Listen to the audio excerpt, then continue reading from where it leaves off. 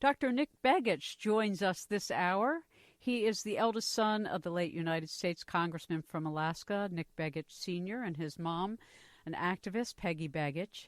Nick is well known in Alaska for his own political activities, being twice elected president of both the Alaska Federation of Teachers and the Anchorage Council of Education. He co-authored with Gene Manning the book Angels Don't Play This Harp, Advances in Tesla Technology. Begich has also authored Earth Rising, The Revolution Toward 1,000 Years of Peace, Earth Rising 2, The Betrayal of Science, Society, and the Soul with the late James Roderick, and his latest work, Controlling the Human Mind, The Technologies of Political Control, or Tools for Peak Performance, and other things. Nick, welcome back to 21st Century Radio. Hey, thanks for having me, Zoe, and it's been way too long, but I'm always good to be with you, and it's, we always cover some pretty interesting topics. So my pleasure, and I'm looking forward to the next Well, thank hours. you so much. I mean, you've written books, for those that don't know. You co-authored with Gene Manning, Angels Don't Play This Harp, Advances in Tesla Technology. And then you authored Earth Rising, The Revolution Toward 1,000 Years of Peace, and Earth Rising 2, The Betrayal of Science, Society, and the Soul with James Roderick. And finally, your latest work, Controlling the Human Mind, The Technologies of Political Control, or Tools for Peak Performance. And that's where I'd like to start, because you've worked with the HemiSync and technology for actually improving human abilities. Why don't we start there with the positive side of technology? Right, that's great. I appreciate that too, because you get on the negative side too much in this work. It seems like, especially when you get in the area of mind effects. But when you think about what's happening in this whole realm, both on the dark side and sort of the light side of this is we're gaining greater knowledge of how to control our own behaviors, how to modify them or enhance our possibilities, and this is through brain entrainment technologies. HemiSync, you mentioned, is certainly one of them, and what you create with that is what's called a binaural beat. And this is something that was patented a number of years ago by Monroe, and what he determined is you could send certain signals in one ear at a frequency of, say, 15,000 hertz, which is within the range of human hearing, and hertz being pulses per second, vibrations per second. You could send in another one on the other ear at, say, 15,007. And what happens is they would cancel, you'd end up with the difference between the two, in this case, a beat frequency of 7 hertz. And both hemispheres, both sides of the brain, right and left, fall into synchronization of that signal. The energy distribution across the brain equalizes on both hemispheres, and you get this whole brain effect, which is sort of this super consciousness effect. And then layered on that is our frequencies that drive for specific effect, whether it's relaxation, meditation, enhanced learning, these kinds of things. And there's many ways to do this these days, and HemiSync being just one of them. Yeah, and I'd encourage our audience to go to your website, earthpulse.com, and you can get all the information you want, read some wonderful papers about the work that Nick and others have done with the HemiSync, and you can learn how to get that kind of material. Now, in the same way that the HemiSync, or a laser, produces focused, coherent light, there's been other applications for energy, whether it's electromagnetic or other, to also change the human mind, but it's not necessarily something that the individual will be real happy to hear about. And so I think it's really important when we talk about these things to remind ourselves that this is not imaginary, that the military and medical papers fill the literature if you want to look at it. And Nick's website at earthpulse.com, you can read some of these military directives. So let's talk a little bit about why mind control and affecting through either directed acoustics or other technology is really a big game changer now worldwide. Well, essentially what's been discovered and is becoming increasingly well known in the literature is just the fact that you can affect the body and the mind, any aspect of our chemistry, of our biology, our physiology can be affected by external signals, coherent signals, whether they're generated by, as you said, acoustics or sound signals or microwave manipulations. You can actually create a number of things. And why it's become exciting from a military perspective are really two sides to the coin. One is enhancing human performance.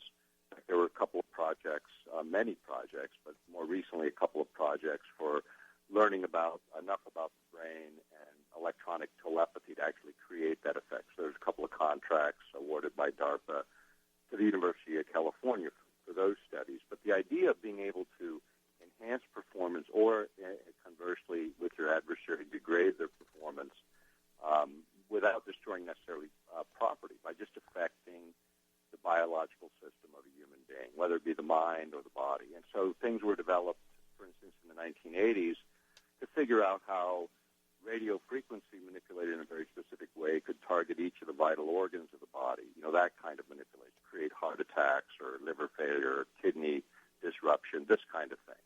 But as things advanced, in fact, there was a great article.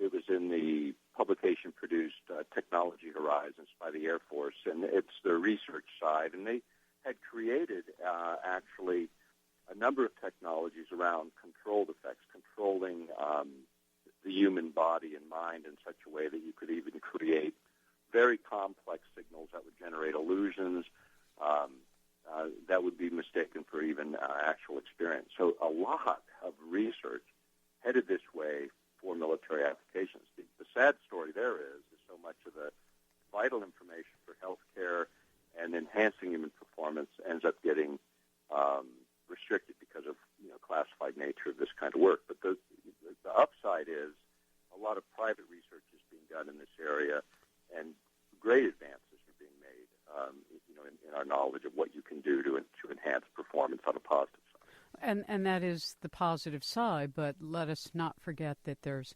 technologies that even corporations purchase in order to encourage people to buy things they don't need, whether it's embedding an RF signal at the mall. Share with us how they do this, because I did a show in which we talked about some of the theories that this had been done before the Iraq War, during the war, that this kind of technology actually would make people surrender. I wondered whether or not during that whole spring uprising from Egypt to Tunisia and down the line, I mentioned that there is such a thing as an excitatory wave, where you actually super excite the emotional sort of construct. And interesting that it affected men more than women, whether or not it's because just men are ready to go and fight, or that women in those societies weren't as vocal or not shown as often in the media. But share with us, because, when I was reading one of the papers posted at earthpulse.com, I read that in May of 2006, quote, the Air Force issued $24 million in contracts for, quote, electromagnetic effects research and development to Northrop Grumman, Vol Scientific, Lockheed Martin, et cetera, et cetera, et cetera. And so, they're looking at this as future wars, but it's also being used in crowd control. Right. In fact, there's been agreements made going back to the 1980s where the Justice Department and DoD, Department of Defense, made agreements to share what are called non-lethal technologies, which these fall into as they were defined then and as things evolved through the 80s and 90s. The sad story is, again, this technology is being deployed in civilian sectors, riot control purposes. The idea of manipulating human behavior, think about that on the backdrop of all the revelations with NSA. And then you have a very sinister state of affairs at a minimum in terms of what's possible. And for instance, there was a great article, U.S. Army War College. It was in Perimeters, their publication in 1998, and it was a reprint of a Russian military journal, article called The Mind Has No Firewalls. And this article got into the whole spectrum of how to manipulate behavior at a distance. In any electromagnetic carrier, whether it be a radio, a TV, the power grid, internet, you can manipulate that signal in such a way to entrain the brain, to lock the brain into an effect where it'll begin to mirror or follow that signal. And as a result, your consciousness changes. So you can become, within just 20, 30 seconds, placed in a relatively highly suggestive state compared to where you would normally be, particularly viewing, say, television, where you're already passive. In fact, if you think about those instances where your significant other is hollering at you as you gaze off into the TV and you don't even hear them, because you're in an altered state, actually. And that altered state can be enhanced by just the simple application of flickering light from the television screen. in such a way as to when an advertiser comes on, it just super anchors whatever's being pitched. And as long as it doesn't conflict with your normal ideas, you'll do that. Like when you were talking about using this technology in Iran or Iraq or in these various conflicts, yeah, we used it, according to Scottish media, in the first Gulf conflict to create a passive situation. And what we did is we created anxiety and fear in terms of the fourth largest army in the world at the time, and watched them surrender en masse. But when you think about the uprising in the Middle East, could it have been these technologies? Absolutely, probably was. Once things started rolling, you got an opportunity to enhance that. And like you say, culturally, women in the Middle East tend to be more submissive and less assertive, and that would play correctly. Mind control and mind effects, you tend to gravitate towards your predispositions. You're not going to do something that's totally out of your cultural context, but you can be pushed, moved, swayed to where very little takes, whether it's advertising soap or creating political unrest, to move a crowd. And that's what's been discovered and known for a number of years. In fact, every area of psychology in terms of advanced training will teach about brain entrainment effects for therapeutic purposes, but you need to consider these purposes as well, and the differences in carriers, ways you can carry a signal in that create these effects. So beyond the crowd control, I was reading, and I've shared this on the air before, where it's been deployed, whether it's at the G7 summit or in Canada or in smaller countries where there is protesting, and they deploy these things. I've looked at them online, and they're just on wheels, and they can either just play really, really loud, obnoxious sounds of, like they did at Waco, actually, to the Branch Davidians when they played the sound of rabbits screaming, and just horrible things. And some of it you won't necessarily physically hear, but you hear it as an auditory impulse. So some of the claims going on around this country by individual citizens who say that, their mind is being messed with. Maybe they were in the military and they were given some sort of bad discharge, or maybe they had a behavior issue and they became utilized, or they're an unsuspecting charity patient or whatever. It goes back to so many stories through World War II and then afterwards, that these claims that people make, that they're hearing voices, that their skin is on fire, that they can't think. Share with us some of the symptomology that citizens experience who may in fact be suffering the effects of mind control.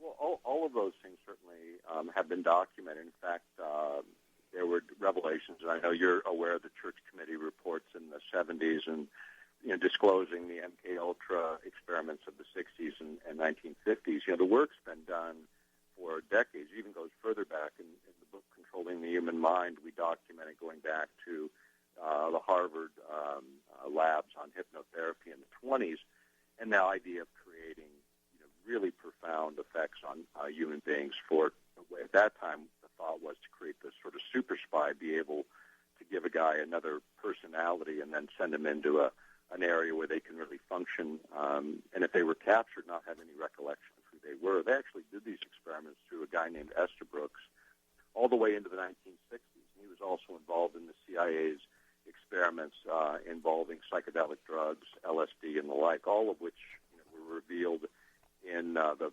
presidential investigations on activities of the CIA in the 1970s.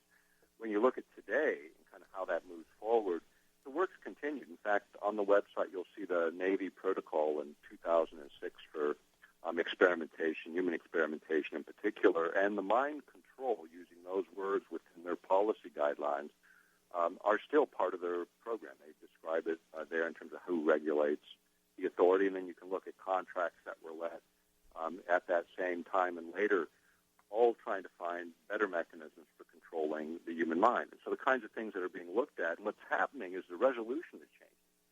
As technology advances and computer science advances and our computer power advances, our ability to look at a finer and finer resolution of more and more complex signals. So one of the things that's being looked at is, for instance, looking at the brain as you're in real time, as you're having thoughts, and then trying to see if you can recreate those same complex electromagnetic signals that are being detected and impose them on another human being and recreate those same thoughts, electronic telepathy, in other words. And this is being done through the University of California right now under at least a couple of contracts. And there's been a number over the years, all of which that are at least made it in the public literature, many of which we were able to locate and talk about. The fact is the technologies have been advancing for decades. And now you've got the situation where, will people use it? And you can go back to the writing of Begich Brzezinski in the early 1970s when he was still at Columbia University. He published a book called Between Two Ages. And within this was kind of a forward view of what would happen economically and socially in terms of technology's impact on the next 40 years. And you can read it from the 70s, and it is a history rather than a forecast, because virtually everything he forecasts happened. Mm-hmm. But part of that dealt with this whole mind effects and basic surveillance technologies and the challenges of this century, as whatever political party, liberal or conservative, would find different rationale for justifying using these technologies against our own citizens. And this is the problem, is there's no real regulation. Well, and not only that, as we'll come back, we have to take our first commercial break and listen to what our advertisers have to program us with. No, we'll be right back. Nick Begich is our guest. Follow up at earthpulse.com if you want to order something. Once you get there, 1-888-690-1277. This is John Robbins. I am the author of Diet for a New America, The Food Revolution, No Happy Cows, and 8 other bestsellers. And you're listening to 21st Century Radio with Dr. Zoe Hieronimus. It's a great show. I have been on it several times. I'm always inspired by Dr. Zoe and her thoughtfulness, her conscientiousness. She's impeccable. She knows what she's talking about. She brings great people to the airwaves, and I am really grateful for her that she does her show the way she does it. So, Nick, I want to come back, though, to this mind control and directed acoustics, because even something as simple as megaphones that China has used, right, in full view of the people, but there's no way to escape the sound. And so that's a while back. But today's technology, as you point out, has voice-to-skull directed acoustic devices through electromagnetic, or what they call non-lethal weapons, meaning it produces sounds within the skull of a human, but another person might not hear it. That's correct. In fact, there's American Technologies. Woody Norris, who invented that technology in terms of at least the public version of an acoustic signal, and it's using acoustic heterodyning, and he created a technology to do exactly that. In fact, it won the MIT Levelson Prize, which was $500,000. I think it was 2004 or 5, and people can look that up. But Woody Norris developed a method for doing exactly that, and the military uses it for perimeter control. So when people walk within a certain zone where that signal is, they hear that proverbial voice in the head, but as they step out of that zone, they wouldn't hear it at all. And so using it for that purposes, or, you can imagine all kinds of ways to play with that technology. Well, and then, of course, there's a long-range acoustical device, which the military and governments and corporations can use for crowd control, perimeter enforcement, sure, and other things. But, this technology, they might call it non-lethal, but we all know that anything that changes the vibration of anything in the body has repercussions. Absolutely. This is the root of health. People look at, and if you think about health, it splits into a fork. One that follows sort of a chemical model, and one follows a physics model where energy interactions then affect chemical reactions, which then affect human physiology and other living systems. And so when you understand enough about how to modulate or manipulate energy at its base, and you can create literally a communication with either elementally or cellularly or in gross organ, or however you want to look at the human body, it's just a total different way of seeing and then manipulating that underlying energy that runs our whole system, if you think about the human being. And so that's the interaction that's going on. And so any number of things can be used for doing that. And that's then what the military calls part of their Revolution Military Affairs, mm-hmm, or their RMA, which is this whole advancement of technologies like this that are so different from anything we used in the last century. And yet think about the last century in terms of warfare innovations. But this is much more insidious in terms of what it can do. And again, a lot of money, billions and billions of dollars spent on this kind of research over many decades. One of the other things mentioned in some of your different papers is through the use of the electromagnetic spectrum, something called pulsed energy projectiles, PEPs, which is another form of weaponry that paralyzes a victim with pain, and it was written about in the New Scientist magazine. Right. That same kind of technology applied in what looks like a dish on a Humvee, and in that instance, you can create the feeling of 130, 135 degrees on the surface of skin, which is a burning sensation. This is used for crowd control purposes, and what people don't talk about is the fact that that same dish, by manipulating the waveform, the pulse rate, or any other number of parameters, you can create much different effects beyond heating. And so when you think about this, you look at the public sort of, what is this thing in the battlefield explanation, and then think about what the science behind it provides some versatility. And an operator doesn't even have to know what this device is. They just have to know to push the right button, push the yellow one, push the green one, push the red one, without really understanding much of the science behind of what they're doing. And of course, one of the issues you and I have talked about, and I've talked about for decades, as has Bob on our program, which deals with the media and media blackout. And it's a serious problem. When I read one of your papers by a researcher from Sonoma State University, when they were conducting a network analysis of the board of directors of the 10 big media orgs in the United States, and the team determined that only 118 people comprised the membership, quote, on the boards of director of the 10 big media giants. These 118 individuals in turn sit on the corporate boards of 288 national and international corporations. 4 of the top 10 media corporations in the U.S. have DoD contractors on their board of directors. I'm just reading this because I think it's interesting for the audience to hear this. William Kennard, New York Times, Carlyle Group; Douglas Warner III, GE, NBC, Bechtel; John Bryson, Disney, ABC, Boeing; Olin Lewis, Disney, ABC, Halliburton; Douglas McCorkindale, Gannett, Lockheed Martin, and the list goes on. So we have a serious problem. You and I can talk about these things on 21st Century Radio and the thousands of other programs you've been on in, local AM jams or online. We can talk about this, but you will rarely hear serious discussions about subjects that might come up in the news who claim to be under the impact of mind control. You'll hear those stories every now and then. You'll meet a homeless person. I myself had these experiences when I was a daily broadcaster of people claiming that they are being tested on. So let's talk about the laws and the issue of civil liberties and who has a right to know what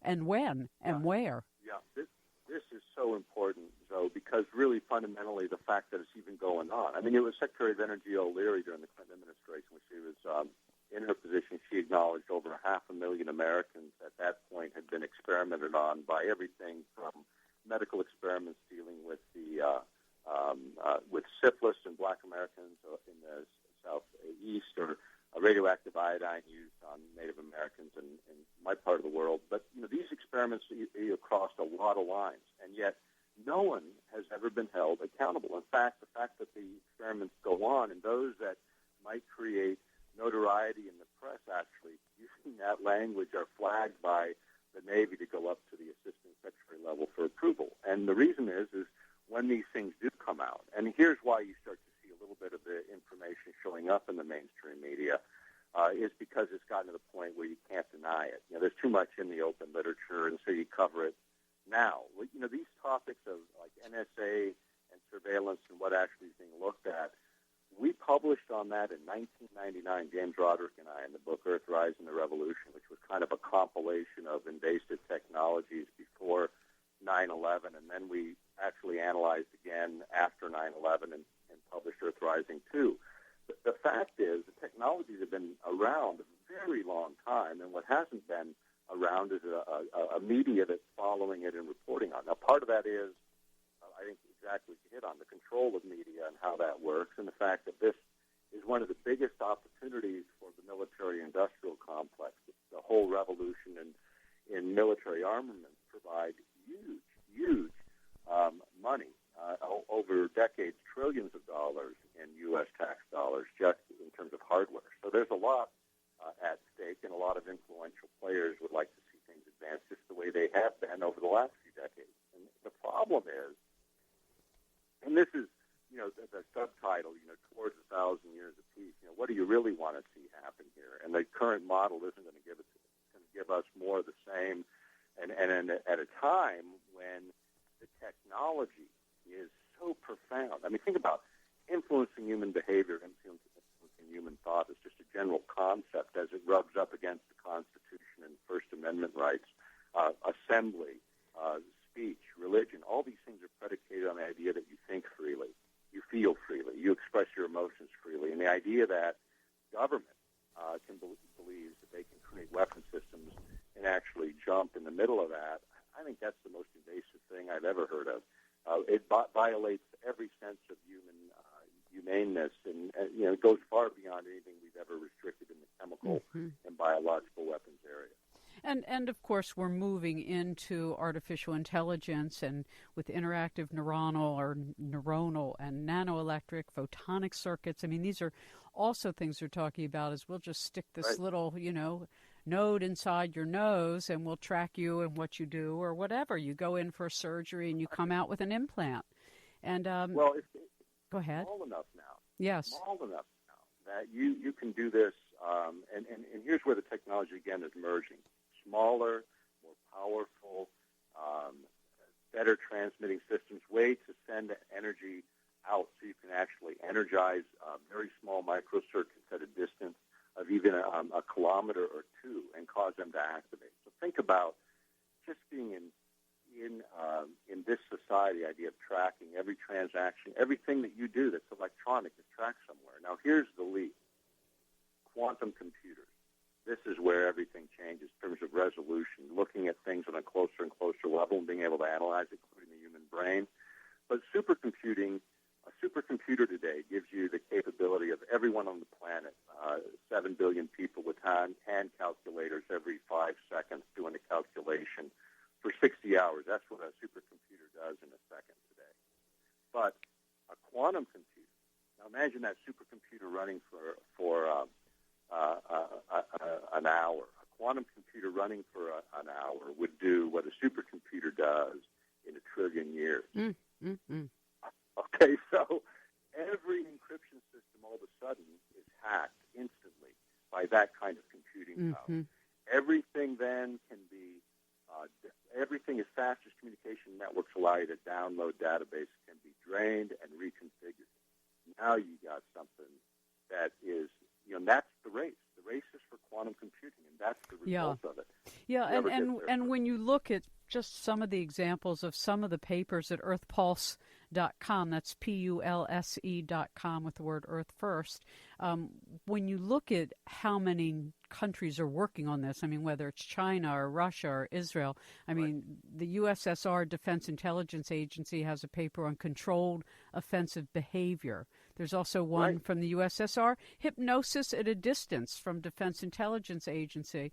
And as you pointed out, this great article by Richard Alan Miller, Synthetic Telepathy and the Early Mind Wars. And there's more about how now all of this is so much more within the world's grasp. And ladies and gentlemen, we're only at the tip of the iceberg of tonight's program because we're going to take this discussion into weather. I mean, it's enough that the governments of the world are working on controlling the electromagnetic spectrum in order to control human behavior to affect how one behaves, what one thinks, what one sees and does at a distance.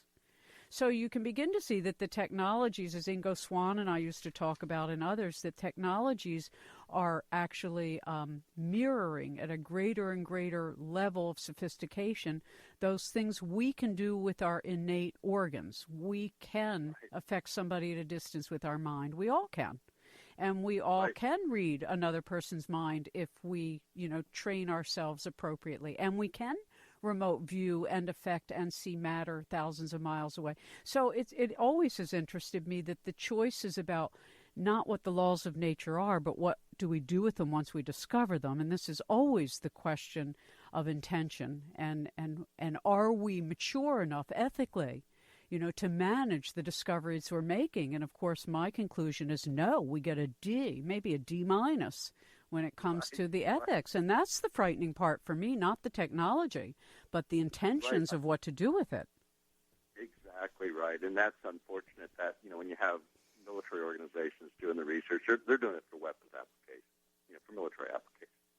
And really, when you look at it, we get accused, and I know you've been accused of being a conspiratorialist. Yeah. But the reality is the military are the chief conspiratorialists in the country because their job, their mandate is to think of every possible thing that could ever happen and then build a plan around it, just to safeguard the country. That's what they do. So they're, by nature, paranoid thinkers if you really look at defense intelligence organizations and military organizations. And that's their job. I'm not being critical in that sense. But that's why they're supposed to be controlled by the civilian sector, so that we are making judgments based on a much broader context than sort of the motivation of fear kind of mandated thinking. So, except that that reptilian brain fear analog is really the way in which the public maintains fear of even looking into or being a whistleblower. And what happens when somebody within one of these agencies or one of these experiments wants to go public? And we're going to take a little break. We'll be right back. Our guest is Nick Begich. Follow his work and his wonderful publications and that of Earth Press at earthpulse.com. Their phone number 1-888-690-1277. If you'd like to order any of his books, his latest work, Controlling the Human Mind, or earlier ones, Angels Don't Play This Harp, Earth Rising 2, and Earth Rising the Revolution.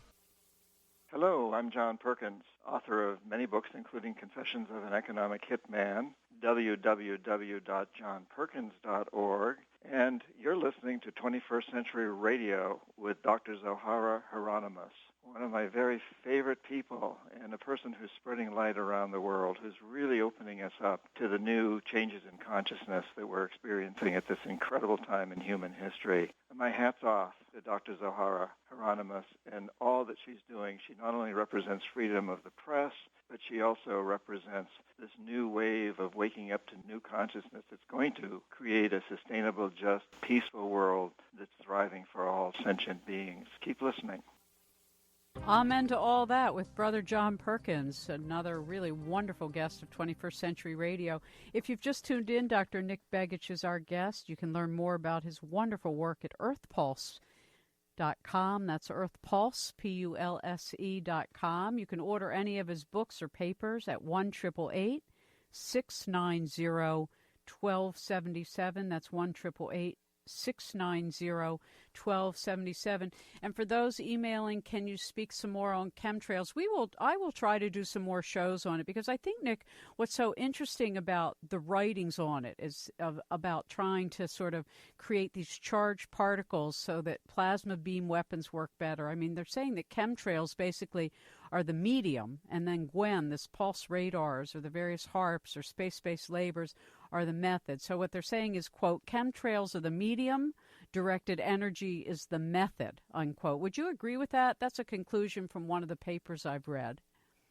Certainly is, I can see that as one of the explanations, plausible explanations for what we're witnessing. And certainly I would agree that this has been done in the past and has been documented. And again, whistleblower mechanism, that's the answer for a lot of this stuff. We're entitled to know more than what we're told, and we're entitled to know in a way that is orderly and constructive, and we're not getting it. And you would think local officials, I mean, just at the local level, I prefer working at the local level now, and that's generally what I tell young activists. And they're good people working everywhere in the world, no matter where they are. And that's the beauty of working locally. For a while we were all sort of hoodwinked into thinking you got to act globally. Well, we are globally connected, and we are even without technology. But working locally is really each of us taking responsibility for exactly where we are. Well, along that line, it's what we can do. I think that's what happens. A lot of activists get burned out because they take on too much challenges that they don't even believe they can do it, and do what you can, what you have absolute confidence in. That's really the step of faith. It's not doing something you think is impossible, for sure. Mm-hmm. But do what you can, do what you believe is right and true, whether it's these issues or other issues that are important to you. Just do a little bit. Recognize there's millions of other people doing the same. Don't wait for an organization to form. It already exists, called the human race. And we can all do something about it without a sense of anxiety and fear. If we learn about these things, yeah, there's a little tension that goes with it. But as we gain our knowledge and education, we can act more responsibly. And I think that is the answer. Enhance our capabilities. Do the things we can to enhance our body, mind, and soul. But ultimately, don't escape what you can do at the local level where really things happen. And from there, a path gets forged and possibilities change. And you may end up finding yourself on an international level. I certainly didn't expect to be doing what I'm doing. Yeah. At this time in my life. Well, that happens. Yeah, I remember when I was working against food irradiation, I started locally because there was a local lobbyist working pro-radiator. Carol M. Burridge, I think was her name at the time. And then I ended up working on the national campaign with Kitty Tucker and Bob Alvarez and others. But it is true. It just takes, it's not that any one of us is anything special. It's just about putting our will to the wheel and actually doing something. And I say to people, if you don't feel you can work in sort of that kind of activist way, then feed the birds, pick up trash, help somebody carry their groceries, because it's all connected. And I think that sometimes when I do a program like this, I sometimes want to be sure to say that not everybody listening is going to call their local official and ask them who's controlling the air and why can they spray stuff over us without our knowing what's in it. Hey, but all these things are connected. And they are might all be connected. Walking down the street, you smile at someone, and that someone maybe was on their way to suicide, and they change their mind based on one little bit of human sentiment, and maybe that person goes on and solves the next global problem. Who knows what you do in life? And I think that's where do what you can, maintain that sort of attitude of I am doing what I can. I am an actualized person. I'm not helpless in this society. Do that which you care about, what you can do, what you feel good about. Things will change. I think I'm a pathological optimist. So am I. People always say, how can you be so optimistic? I said, because I already know the end story. As a futurist, you have the ability to sort of look ahead. And I know in about 200 years, there are going to be so many women in positions of power planet-wide restoring in the Great Restoration Project that I'm not as worried as maybe some other people might be. That doesn't mean the next 200 years aren't going to be a really great challenge for humanity. But I believe in our ultimate success. I think women are stepping in a lot more rapidly. Yeah. I hope it doesn't take 200 years. No, that's a Kabbalistic thing. We'll be in the age of Malchut, which is our sovereign kingdom. The whole world will be at our feet, meaning everyone will be in their walk, their talk. That's finally what that means. It means your feet and your mouth are connected, your head and your feet, from the highest holy to that which gets you where you need to go in a lifetime. So it's kind of the age of Malchut is the age of an awakening of our divine feminine, which means our equality within ourselves as well, in our left and right hemisphere of our brain and all good things. But I agree with you. When I would cover all of these awful things day after day, hour after hour for 10 years, it really did break my heart. And I tell people that was a really good thing. So sometimes, bumping up against what a challenge we have on the planet and how dark and difficult it seems.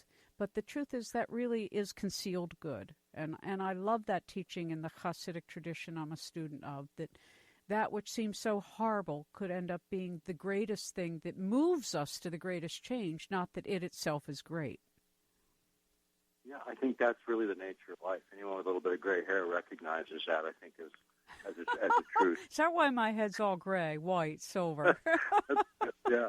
It's what you went through to get it there. It's like in traditional cultures and Native American cultures, elders are often revered because, and I heard this expressed by a Native American elder once, and it wasn't just because they had gray hair, it's because they survived to have gray hair, whatever life dealt them. And nothing's changed in millenniums.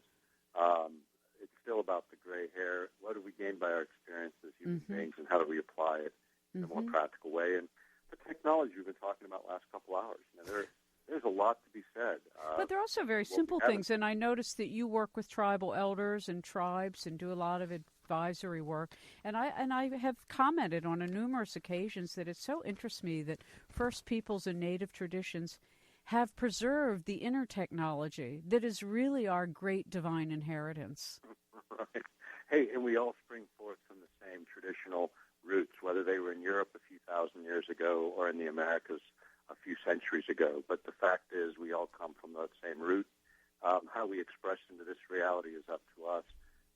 And really breaking the old patterns. I'm hopeful we see the same kind of revolution we saw in Eastern Europe, where it was largely nonviolent and was sweeping when people finally woke up to what they could do and began to act in their own interests. And I think we're going to see that again. I think the suffering that the country is experiencing now and is being extremely underreported will lead to that change, because in that age of suffering is where the real awakening occurs, just what you had said a few moments ago. And I think we're there. I'm optimistic because in suffering I know great change is possible. This country is suffering economically, politically, socially, on so many levels. Change is inevitable. There's no option. So I remain optimistic, even in the midst of all of the nonsense we're witnessing, and to keep identifying it, point it out, put your finger on it. Don't be afraid to do it. And in so doing it, you identify it for what it is, and you begin to strip it of its power. We've covered a lot of topics, and we could cover them in greater detail, but are there things, we don't have much time, we have a few minutes left, are there other topics that you've been working on or intend to work on soon?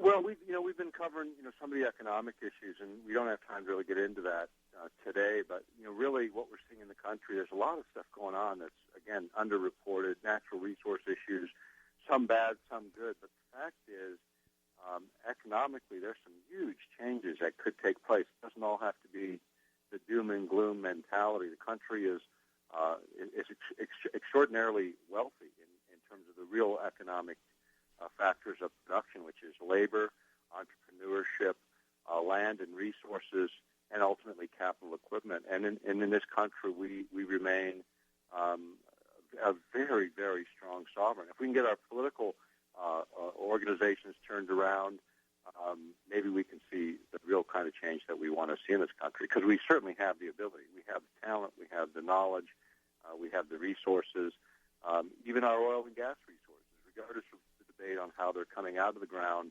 Hydrocarbons, the U.S. is going to be pretty much free of imports in hydrocarbons in the not-too-distant future. That's going to create a huge economic shift in the United States also. But we have potential that just is untapped. Alaska, where I'm from, greatest treasury in the world in the United States, and is being exploited horribly by multinationals at the expense of the American public. A topic for another day, but one that I think is one of the most important topics of this century as well. Well, while I have you on, and you are an Alaskan, I watched a show one day. I don't remember what it was called, but it was Iceberg Hunters. And these guys were going out and blowing up icebergs and then hauling the ice back and selling it. And I'm thinking, who gives them the right to destroy these icebergs and whatever else it is that goes with that destruction? Do you know anything about that? Well, actually, it's within the 3-mile limit of the coastal areas. It's the state that has jurisdiction of those waters and resources, and they issue the permits.